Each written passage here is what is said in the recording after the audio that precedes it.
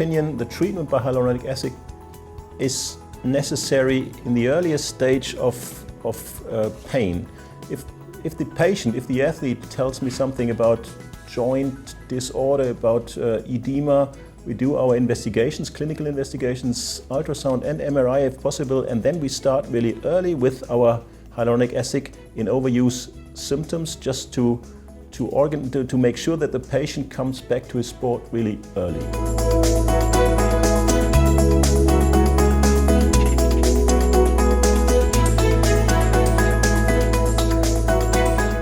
In my experience, the main clinical benefits are for the patients or for the athlete the fast reduction of pain and the increase of activity level during workout or during activity that the patient can have not only for professional motivation.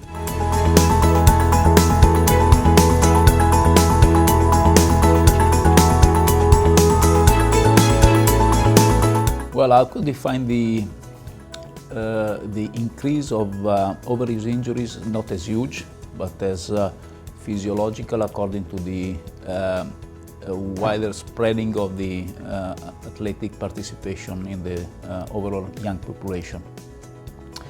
Yes, we can consider that it is true that we have an increased level of damage of cartilage, especially in the shoulder, in the hip, in the knee and the ankle. And in the hip, we have the association with the labrum tears. So the entire new entity of pathologies we were not recognized before, and now with the MRI and arthroscopy of the hip are getting an increasing level of importance in the kind of overuse syndromes. In the knee, we have cartilage damage of both tibiofemoral and patellofemoral joint, and in the ankle as well. So yes, we have an increased incidence of these kind of injuries.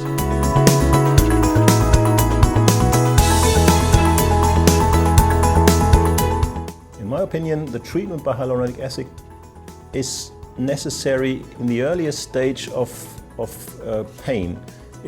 If the patient, if the athlete tells me something about joint disorder, about edema, we do our investigations, clinical investigations, ultrasound and MRI if possible, and then we start really early with our hyaluronic acid in overuse symptoms, just to make sure that the patient comes back to his sport really early.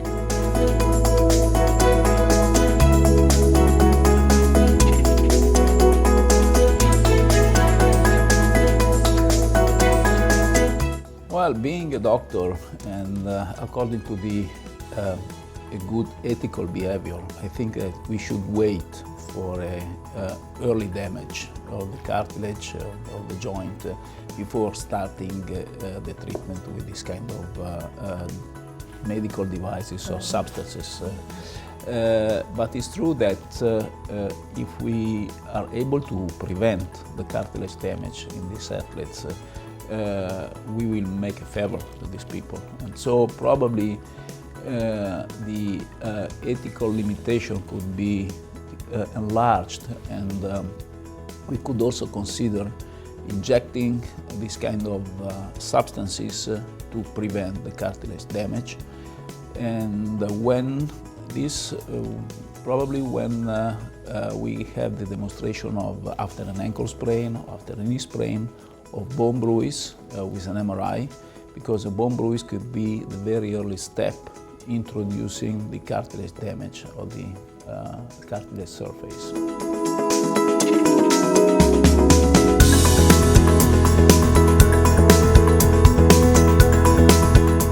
In my experience, in normal people, I generally apply a protocol that is 2 injections, one after 2-3 weeks after the first, and this is the normal interval. And I repeat the injections, so the therapy, twice a year, so every 6 months. Generally, I do in normal people this kind of application. Why? In athletes or in professional athletes, the difference is due to the overall symptoms and to the onset of symptoms and to the overuse symptoms. So it depends. Normally, in my experience, I do the first shot, and after 2 or 3 weeks, the second shot, and I do decide if make a protocol that can prevent 1 or 2 shots every 1-2 months. It depends on the kind of activity, the kind of patients, the physical situation of the patient, and the kind of damage we have.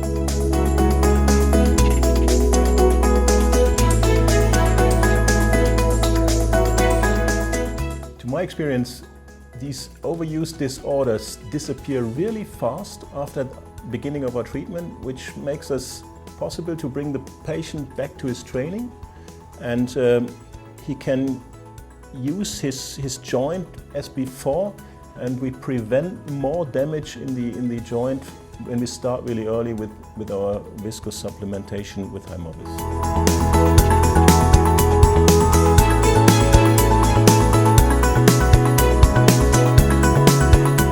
I think that the high demanding athlete, professional or not, and the young patients are the main 2 indicated for treatment with intra-articular Hymovis therapy. And this is due to the fact that normally we can have also in the young athlete initial cartilage damage, initial osteoarthritis symptoms, while in the normal athlete, or the non-professional athlete, we can have mild osteoarthritis. And this is the main reason why I think Hymovis is effective, because in my experience, the main results are with this kind of patients.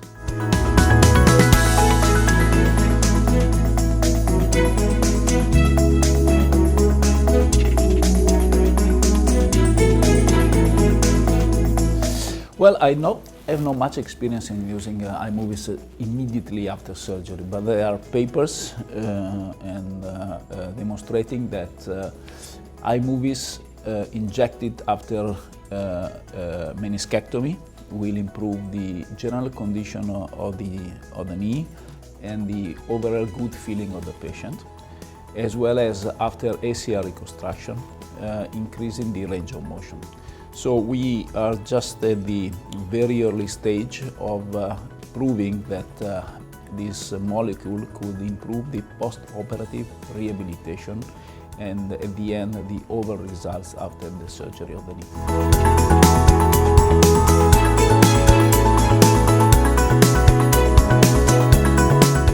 I myself, I like the treatment of ankle joint diseases, which we have really good results treating ankle joint, and even elbow is treating boxers really good. We have really nice treatments, nice results treating these patients in these 2 joints.